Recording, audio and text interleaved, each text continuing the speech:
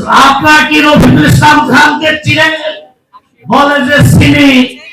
বললো যে এবার আমরা দাঁড়িপাল্লা ভোট দিয়ে তাকে নির্বাচিত করব। শুধু তাই নয়, বাংলাদেশের প্রতিটি আনাচে কানাচে আমরা যখন কোন রিক্সাওয়ালাকে জিজ্ঞাসা করি, আমরা যদি দিন মজুরকে জিজ্ঞেস করি এবার ভোট দিবেন কোথায়, একটু আগে গানে গানে শুনেছেন তাদেরকে নোট করিও। সুতরাং জনগণ আগামী দিনে তাদেরকে নোট করবে।